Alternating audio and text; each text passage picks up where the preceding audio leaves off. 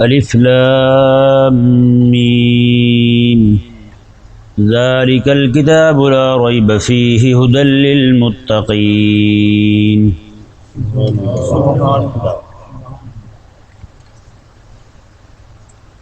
اس آیہ مبارکہ کے آخری حصے میں ھدی للمتقین میں اللہ تبارک و تعالی نے کتاب ذالک الکتاب جو فرمایا کہ وہ کتاب، اس کی دو شانیں بیان فرمائیں۔ پہلی یہ بیان فرمائی کہ لا ریب فی، اس میں کسی طرح کے کسی شک کی گنجائش نہیں، اور دوسری یہ بیان فرمائی کہ ھدی للمتقین، یہ پرہیزگاروں کے لیے ہدایت ہے۔ یہاں یہ بات ذہن میں رہے، ہادی جو ہوتا ہے نا، ہدایت دینے والا، اس کا ہر طرح کی علائشوں سے، کمیوں اور کوتاہیوں سے پاک ہونا ضروری ہے۔ تو یہ قرآن بھی ہادی ہے اور صاحب قرآن بھی ہادی ہے۔ رب تبارک و تعالی نے قرآن کے ہر طرح کے شک شبہ سے پاک ہونے کا بیان ذالک الکتاب کے بعد پہلے جملے میں فرما دیا کہ لا ریب فیہ، اس میں کوئی شک نہیں ہے۔ کیوں شک نہیں ہے؟ کہ فرمایا ھدی للمتقین، یہ تو پرہیزگاروں کے لیے ہدایت ہے۔ ہادی جو ہوتا ہے نا، وہ ہر طرح کی علائشوں سے اس کا پاک ہونا ضروری ہے جی۔ اور آج جب ہم دیکھتے ہیں نا لوگوں کو، کسی بھی بندے کی جد و جہد سے، اس کی دعوت سے بندہ متاثر ہو کر نیکی کی طرف آ جائے، تو جب بھی اس میں کوئی عیب دیکھتا ہے نا، تو سب سے پہلے انہی چیزوں کو چھوڑتا ہے جو اس نے اس کی وجہ سے اپنائی ہوتی ہیں۔ کئی سارے لوگوں کو دیکھا داڑھی رکھی ہوئی، بعد میں داڑھی منڈوا دی، کیوں جی؟ ہم نے جس کے کہنے پہ رکھی تھی اس کے عیب ظاہر ہو گئے ہیں۔ بندہ پوچھے کہ اس کی سنت اپنا کے رکھی تھی یا امام الانبیاء کی سنت دیکھ کے رکھی تھی؟ کہ نہیں سمجھ آئی بات؟ ہاں، یہ رب تبارک و تعالی نے کریم آقا صلی اللہ علیہ وسلم کو جو ہر عیب سے پاک پیدا فرمایا، اس کا سبب بھی یہی ہے۔ کہ نہیں سمجھ آیا مسئلہ؟ بھئی اب مثال کے طور پر کوئی بندہ آتا ہے، ڈاکی آتا ہے کسی کے پاس کوئی چیز پہنچانے کے لیے، آ کے وہ چیز دے کے اسے چلا جاتا ہے۔ اب ڈاکی میں 1000 عیب ہوں تو کیا خیال ہے، بندہ خط نہیں لے گا اسے؟ وہ کہے گا بھائی اس کی تو اپنے جو ہے نا وہ ہار ٹھیک نہیں ہے، تو اس سے خط کیا لینا بھائی؟ اس کا پیغام ہم نے کیا وصول کرنا ہے؟ بھئی خدا کے بندو، وہ تو پیغام دینے کے لیے آپ کو آیا، وہ تو چلا جائے گا جی۔ آپ اسے نہ دیکھو، آپ اسے دیکھو جس نے آپ کو بھیجا ہے۔ کہ نہیں سمجھ آیا؟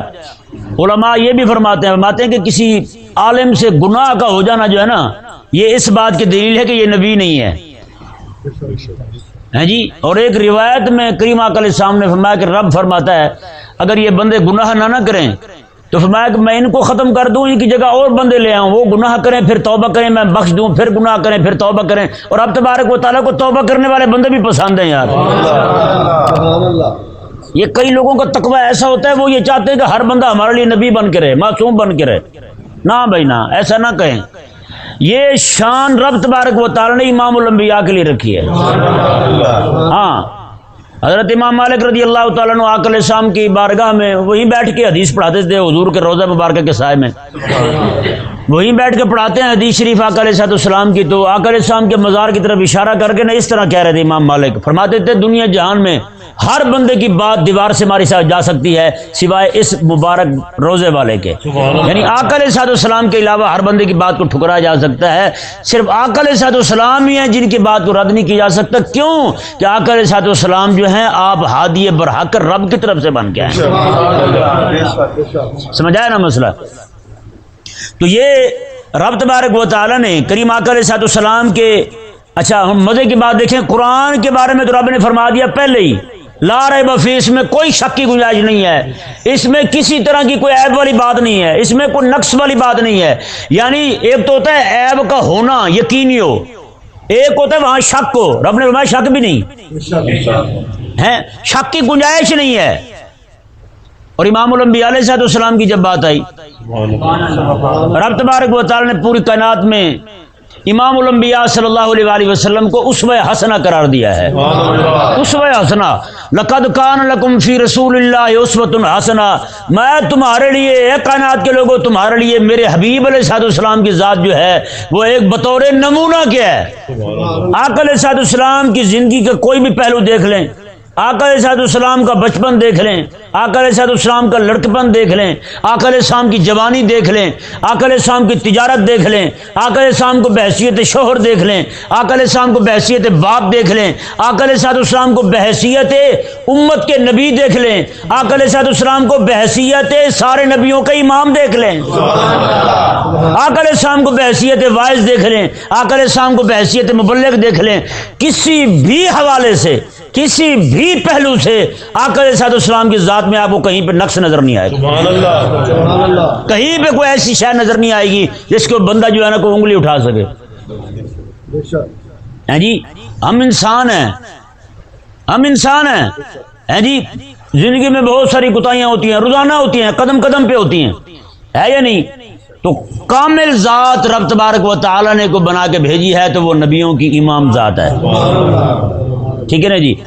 تو رب تبارک و تعالی نے، اچھا جی یہاں پہ یہ سوال پیدا ہوتا ہے، ہدی للمتقین قرآن جو ہے یہ ہدایت ہے پرہیزگاروں کے لیے. کن کے لیے؟ پرہیزگار کہتے ہیں پرہیز، ڈر والا، بچ کے رہنے والا، رب کی نافرمانی سے بچنے والا. اب سوال یہ پیدا ہوتا ہے قرآن کہہ رہا ہے کہ یہ ہدایت ہے پرہیزگاروں کے لیے، تو جو بندہ پہلے ہی پرہیزگار ہے یہ تو ہونا چاہیے ہدایت گمراہوں کے لیے، بے دینوں کے لیے، دین دشمنوں کے لیے، کافروں کے لیے، مشرکوں کے لیے، واہیاتوں کے لیے. تو قرآن فرما رہا ہے ہدی للمتقین، یہ ہدایت ہے پرہیزگاروں کے لیے جو پہلے پرہیزگار ہیں. کہ نہیں سمجھ آیا مسئلہ؟ تو یہ ذہن میں رہے، قرآن مجید جو ہے یہ ہر اس بندے کے لیے اتنی اتنی ہدایت کا سبب ہوگا، اتنی اتنی ہدایت عطا فرمائے گا جتنا جتنا بندے کے اندر تقویٰ آتا جائے گا. ایک نمبر دو، مطلب اس کا یہ ہے کہ قرآن کریم سے ہر وہ بندہ ہدایت پاتا ہے جس بندے کی قسمت میں رب تبارک و تعالی نے ہدایت لکھ دی ہو. جی یعنی اس بندے کے اندر ایک اللہ تبارک و تعالی نے متاثر ہونے کی، ایک ہوتا ہے مؤثر ہونا، ایک ہوتا ہے متاثر ہونا. مؤثر وہ ہوتا ہے جو کسی میں اثر کرے، متاثر وہ ہوتا ہے جو اثر قبول کرے. یعنی رب تبارک و تعالی نے جس بندے کے اندر تاثر کی صفت رکھی ہو، رب تبارک و تعالی نے اسے متاثر بنا دیا، وہ اثر قبول کرنے والا، ہر وہ بندہ قرآن پاک سے ہدایت قبول کرے گا. اور یہ ذہن میں رہے، رب تبارک و تعالیٰ کے قرآن کریم کے اس لفظ نے واضح کر دیا ہدی للمتقین کہ متقین پرہیزگاروں کے لیے ہدایت ہے. اس سے ثابت ہوا جس بندے کے دل میں جتنا خدا کا خوف زیادہ ہوگا نا اتنی اتنی ہدایت اس کے پاس زیادہ ہوتی جائے گی. اور جتنا جس بندے کا دل رب تبارک و تعالیٰ کے خوف سے خالی ہوتا جائے گا اتنا اتنا بندہ جو ہے نا وہ رب تبارک و تعالیٰ کی قرآن کریم کی ہدایت سے دور ہوتا جائے گا، ہدایت سے دور ہوتا جائے گا بندہ. اور ایک بات انتہائی عظمت اور شان والی دیکھیں، سورہ فاتحہ کو دیکھیں اور سورہ بقرہ کو دیکھیں. سورہ فاتحہ کے اندر رب تبارک و تعالی نے بندے کو تلقین فرمائی کہ بندہ کھڑا ہو کے رب کی شان بیان کرے.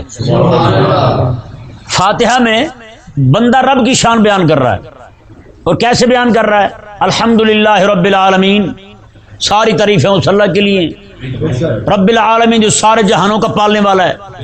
یہ سوال ہوتا ہے نا کیوں تعریفیں اس کے لیے ہیں، تو جواب بھی اسی آیت میں دے دیا، رب العالمین وہ دینے والا جو ہے جو دے اس کی تعریف لازم ہے. تو فرمایا الرحمن الرحیم، وہ رحمان بھی ہے وہ رحیم بھی ہے. میں مالک یوم الدین، وہ قیامت کے دن کا مالک بھی ہے. یہ بندوں کی طرف سے خالق کی تعریف ہے، اور کریم کے کرم کی حد ہو گئی. اگلی سورت کی ابتدا میں خود خالق اور مالک جو ہے وہ بندوں کی تعریف کر رہا ہے. خود خالق اور مالک بندوں کی تعریف کر رہا ہے. کیسے جی؟ فرمایا کہ ہدی للمتقین، یہ قرآن جو ہے یہ پرہیزگاروں کے لیے ہدایت ہے. کن کے لیے ہدایت ہے؟ پرہیزگاروں کے لیے ہدایت ہے. کون سے پرہیزگار جی؟ الذین یؤمنون بالغیب ویقیمون الصلاۃ ومما رزقناہم ینفقون، میں یہ وہ ہیں جو غیب پر ایمان لاتے ہیں۔ اب بندہ یار غور کرے تھوڑی دیر کے لیے کہ یہ جو رب تبارک و تعالی نے بندہ مومن کے اوصاف بیان کیے ہیں، یہ کہ اس کے ذاتی ہیں یا مالک کے عطا کیے ہوئے ہیں؟ مالک کے عطا کیے ہوئے نا، ہاں جی، مالک خود دے ہیں۔ جیسے باپ جو ہے وہ بیٹی کو چیزیں لے دے ہیں بناؤ سنگھار کرنے کی، جب بیٹی کر لے تو باپ ہی کہے بیٹا کتنا سونا لگ رہے ہو آپ ہیں۔ تو یہ یعنی کہ اسباب بھی اسی نے مہیا کیے، چیزیں بھی لا کے باپ نے دی ہیں، پھر باپ تعریف کر رہا ہے، تو اس کا مطلب یہ ہے کہ باپ بڑا کریم ہے۔ تو یہ جو اوصاف رب تبارک و تعالی نے بندوں کو عطا فرمائے، ایمان والوں کو عطا فرمائے، تقویٰ بھی اسی کی عطا سے، ایمان بالغیب بھی اسی کی عطا سے، نماز کا قیام بھی اسی کی عطا سے، ومما رزقناہم ینفقون، دیا بھی مال اسی نے ہے، بندے نے خرچ کیا، خرچ کرنا بھی اسی کی توفیق سے، پھر رب تبارک و تعالیٰ کا تعریف کرنا بندے کی ہے جی، کتنی عظیم بات ہے جی۔ آگے فرمایا والذین یؤمنون بما انزل الیک وما انزل من قبلک، میں یہ تو اس وحی پر ایمان لاتے ہیں جو آدم سے لے کر عیسیٰ علیہ السلام تک آتی رہی، وہ کتابیں، وہ صحیفے، وہ ساری کی ساری چیزیں جو رب تبارک و تعالی نے پہلے نازل فرمائی، سب پر ایمان لاتے ہیں۔ بتائیں جی ساری وحیوں کے بارے میں بتانے والے ہمیں ہمارے آقا علیہ السلام ہیں، امام الانبیاء علیہ السلام ہیں، ساری چیزیں ان امام الانبیاء کو بھی رب نے بھیجا، وہ ایمان، اس پر ایمان بھی ہم رب کی توفیق سے لائے، پھر رب تبارک و تعالی تعریف فرمائے ہیں جی، کتنی بڑی بات ہے۔ کاش کہ یہ بندہ اپنے کریم کے کرم کو سمجھے۔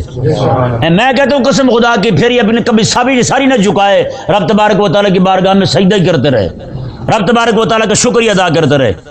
پیارے اور محترم بھائیو، متقین لفظ جو ہے یہ تقوی سے بنا ہے۔ کس سے بنا ہے؟ تقوی۔ تو تقوی کے 4 درجے علماء بیان فرماتے ہیں۔ کتنے درجے ہیں تقوی کے؟ 4 درجے ہیں۔ سب سے پہلا درجہ جو ہے نا تقوی کا، وہ یہ ہے، تقوی چونکہ مانا پرہیز ہوتا ہے، ڈرنا، سب سے پہلا درجہ تقوی کا ہے بندہ کفر اور شرک سے اور جتنے بھی گندے عقیدے اور نظریات ہیں ان سے بچے، کفر سے بچے، شرک سے بچے، اور ہر وہ گندا عقیدہ جو کفر تک لے جائے اس سے بچے۔ اب بتائیں جی ختم نبوت کا انکار جو ہے یہ بندے کو کافر کرتا یا نہیں کرتا؟ اب ختم نبوت کا منکر متقی ہو سکتا ہے؟ نہیں ہو سکتا۔ ختم نبوت کا منکر بھی بندہ متقی نہیں ہو سکتا، اور ختم نبوت کے منکر کے پاس بیٹھنے والا بندہ بھی متقی نہیں ہو سکتا۔ جب کفر سے بچنے کا حکم ہے تو جس کے پاس کفر ہے اس سے بھی بچنے کا حکم ہے کہ نہیں؟ جس گندگی سے بچنے کا حکم ہے تو جو بندہ وہ گندگی سامنے اٹھائے پھرتا ہے اس سے بھی بچنے کا حکم ہے کہ نہیں؟ آپ میں سے ہر بندہ جو ہے وہ انسانی فضولات جو ہوتے ہیں، گندگی جو اس کے جسم سے ظاہر ہوتی ہے اس سے بچتا ہی نہیں بچتا ہے۔ اور جسے بندہ اپنی آنکھوں سے دیکھ رہا ہو، ایک بندہ گٹر کے اندر داخل ہوا ہے، وہاں سے باہر نکل کے کھڑا ہے، کوئی بندہ اسے جفی ڈالے گا؟ کیوں؟ اسے پتا جب گند سے بچنا ضروری ہے تو جس کو گند لگا ہوا ہے اس سے بھی بچے نا بندہ کہ نہیں؟ کتا خشک ہو اس سے تو بندہ ذرا کم ہی بچتا ہے، کتا غسل کر کے باہر آ جائے تو زیادہ بچے گا بندہ، کتا نہا ہی لے نا جی، گندگی اسے لگی ہوئی ہو تو زیادہ بچے گا بندہ۔ تو بھائی جس طرح کر کے گندگی سے بچنا ضروری ہے نا، جس کے پاس گندگی ہو اس سے بچنا بھی ضروری ہے، وہ بھی بندہ متقی نہیں رہتا۔ جیسے کفر سے بچنا ضروری، ایسے ہی جس کے پاس کفر ہے اس سے بھی بچنا ضروری، جیسے شرک سے بچنا ضروری ہے ایسے ہی مشرک سے بچنا بھی ضروری ہے۔ جیسے شرک سے نفرت ہے اسی طرح مشرک سے بھی نفرت ہو، جیسے کفر سے نفرت ہے ایسے ہی کافر سے بھی نفرت ہو، جیسے انکار ختم نبوت کے اس گندے عقیدے سے نفرت ہے اسی طرح کر کے منکر ختم نبوت گندے ذہن والے کمینے سے بھی بچنا ضروری ہے۔ آج لوگ پوچھ رہے ہوتے ہیں جی مرزائی کے ساتھ کاروبار کرنا کیسا ہے؟ میں نے کہا قرآن پاک کی سورہ بقرہ کی 2 آیت ہی پڑھ لو، ھدی للمتقین۔ میں نے کہا جس طرح تم اس کی یاری میں چلے جاتے جاؤ گے نا، جیسے جیسے جاتے جاؤ گے ویسے ویسے تم رب تبارک و تعالیٰ کی دی ہوئی ہدایت سے خالی ہوتے جاؤ گے، ہدایت سے خالی ہوتے جاؤ گے۔ یہ پہلی 2 آیت مبارکہ قرآن کریم کی یہ واضح کر رہی ہے کہ عقیدے کے اندر تسلب کیا چیز ہوتی ہے۔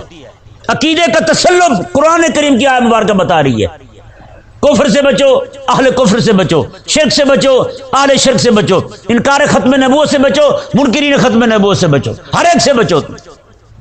جیسے الحاد سے بچنا ضروری ہے کہ رب تبارک و تعالیٰ کا انکار ہو، اللہ تعالیٰ کی آیات کا انکار ہو، اسی طرح کر کے ملحدین سے بچنا بھی ضروری ہے. یہ نہیں کہ الحاد سے نفرت ہو، ملحدین کے ساتھ یاری ہو کہ نہیں. خنزیر کی جو ہے وہ چربی والی کوئی چیز بنی ہوئی ہو، بندہ اسے ہاتھ بھی نہ لگائے کہ تقوی ہے، لیکن گھر میں خنزیر پال رکھے، یہ بھی تو دنائی نہیں ہے نا. پھر بندہ بچا تو نہیں، پرہیزگار تو نہیں بنا بندہ. پھر پرہیزگار کا مطلب یہ ہے کہ بندہ ہر چیز سے بچ کے رہے. ہاں، جتنی بھی چیزیں رب تبارک و تعالیٰ کی دشمنی والی ہیں ہر ایک چیز سے دور رہے. دیکھیں جی، تقوی کا دوسرا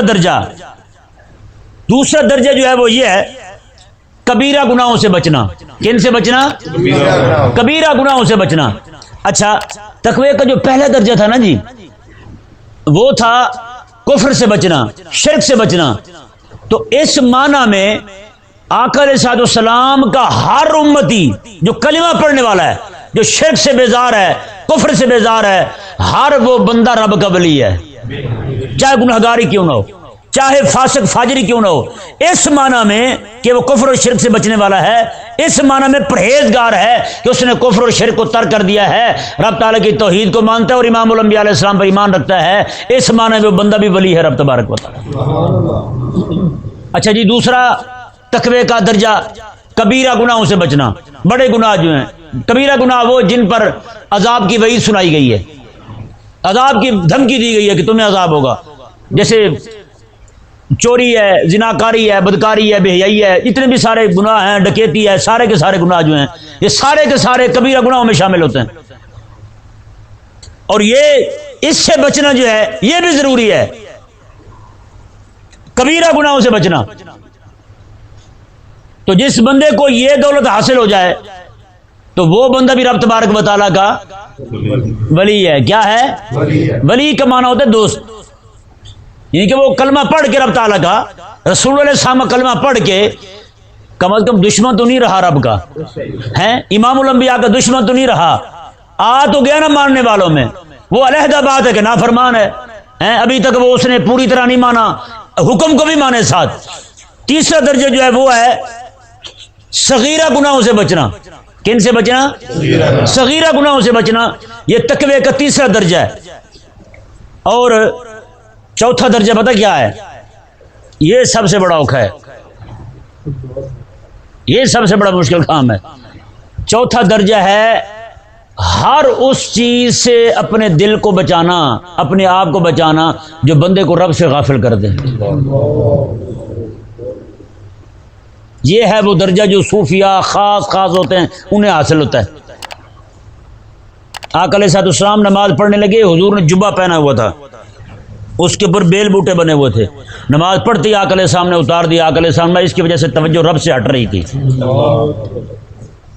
وہ تو اتنا بھی گوارا نہیں کرتے ہیں. اور جو اپنے جیسے آقا علیہ السلام نے اتار دیا فوراً. حضرت سیدنا غوث پاک رضی اللہ تعالیٰ عنہ، آپ کا طریقہ مبارک کا پتہ کیا تھا؟ آپ بعد فرما رہے ہوتے تھے، جنازہ آتا 70 ہزار کا مجمع ہوتا، جنازہ آتا جی یہ بچہ فوت ہوا ہے آپ کا ہے. آپ فرماتے اچھا، ممبر سے اترتے، جنازہ پڑھاتے، جاؤ دفنا دو، خود بات شروع کر دیتے. کیسی بات ہے؟ انہیں پتہ تھا یہ بچہ فوت ہوا ہے، میرے بولنے سے لوگوں کا ایمان بچے گا، میرے نہ بولنے سے لوگوں کا ایمان فوت ہوگا. تو ان کے نزدیک بچے کے فوت ہونے کا غم یہ کم ہے اور بندوں کے ایمان کے جانے کا غم زیادہ ہے. کیسی بات ہے؟ اور آپ پتہ کیا فرماتے تھے؟ فرماتے بچے فوت ہو جاتے مجھے دکھ نہیں ہوتا. کیوں؟ ماتے جیسے پیدا ہوتے نا، میں ہاتھ میں اٹھا کے کہتا ہوں مولا میں نے اسے دل سے نکال دیا ہے، میں نے اسے دل سے نکال دیا ہے، یہ رہے گا تو بھی تیرے دین کے لیے، یہ چلا جائے گا تو بھی تیرے لیے. بس آپ فرماتے پھر مجھے کبھی غم لائق نہیں ہوا. 50 سے زیادہ بچے تھے آپ کے، ہیں جی، اور 20-30 کے قریب تو بچپن میں ہی فوت ہو گئے. اور ہر بار یہی ہوتا، جنازہ لے کے آتے آپ، جنازہ آپ پڑھا رہے ہوتے ہیں. اس سے یہ ثابت ہوتا ہے آپ کو اطلاع تک نہیں دی جاتی تھی کہ آپ کا بیٹا فوت ہوا ہے. قربان جائیں. امام ابو یوسف رضی اللہ تعالیٰ عنہ، امام ابو حنیفہ رضی اللہ تعالیٰ عنہ کے پاس سبق پڑھ رہے ہیں حضور کے دین کا. سنیں جی، سبق پڑھ رہے ہیں حضور کے دین کا، کسی نے آ کے اطلاع دی آپ کا بیٹا فوت ہو گیا ہے، آپ میں جاؤ اس کا غسل کفن دفن کا انتظام کرو، میں سبق پڑھ لوں۔ امام صاحب نے فرمایا بیٹا تیرا بیٹا فوت ہو گیا تو جاتا کیوں نہیں؟ کہنے لگے حضور بیٹا تو رب تعالیٰ اور بے عطا فرما دے گا، آپ کے سبق ناغا ہو گیا وہ کون پڑھائے گا مجھے؟ ہیں یہاں تھوڑی سی کسی کو کھانسی لگ گیا در چھوڑ کے چلے جاتے ہیں، کیوں جی آج کھنگ لگی ہوئی تھی، یار خدا کے بندے کھنگ بھی کوئی مسئلہ ہے ایسا، تو کھانسے گا ہمیں تکلیف ہوگی نا، ہم وہ برداشت کر لیں گے، تو بیٹھا تو رہ۔ ہمارے ایک بزرگ ہیں وہ کہنے لگے میری کانڈ درد کرتی ہے، میں نے کہا گھر بھی رہتے ہو یا نہیں رہتے ہو؟ کہتا وہ ہاں تو رہ لیتے ہیں۔ میں نے کہا یہاں بھی رہ لو، میں نے کہا ایمبولینس منگوا لیتے، تشریف آپ یہیں لائیں۔ پھر وہ بیچارہ آیا ہے، ایک دو دن تو میں نے دیکھا ہے، بعد میں پھر غائب۔ میں نے کہا چلو کوئی نہیں، دوبارہ ملاقات کرتے ہیں تیرے سے بھی ہیں، کسی کے ساتھ خاص محبت ہوتی ہے نا جی، حقیقت والی بات ہے، دیکھ رہے ہوتے ہیں کون کون بیٹھا ہے، کون کون تشریف لے جا چکا ہے یہاں سے۔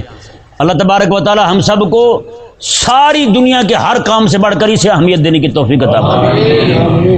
تو چوتھا درجہ تقوی کا جو ہے نا وہ یہ ہے کہ بندہ اپنے دل کو ما سوی اللہ سے خالی کر لے، دل کے اندر سوائے رب کے کوئی نہ ہو۔ یہی صوفیاء کی تعلیمات ہیں، صوفیاء کی تعلیمات یہی ہیں۔ وہ پیر جو بیچارہ کٹے بچے بٹور رہا ہو وہ پیر نہیں، جس پیر کی رات دن کی فکر ہی رب کے دین کی ہو، جس پیر کے دل میں کوئی فکر نہ ہو، صرف ایک ہی فکر ہو رب تبارک و تعالیٰ کے دین کی، حضور کا دین غالب آ جائے، بس وہی پیر ہے، وہی امام حسین رضی اللہ تعالیٰ عنہ کا نائب حقیقی ہے، وہی رسول اللہ علیہ السلام کا جانشین ہے۔ وگرنہ اگر یہ بات وہاں نہیں ہے تو آپ سمجھ جائیں وہ بس پیر، پے جو ہے نا پے کے نیچے زیر نہیں ہے، اس کے اوپر زبر ہے کہ نہیں، ہاں وہ پیر نہیں ہے۔ بہرحال اللہ تبارک و تعالی ہم سب کو سمجھنے کی توفیق عطا فرمائے۔ وما علیہ الا البلاغ۔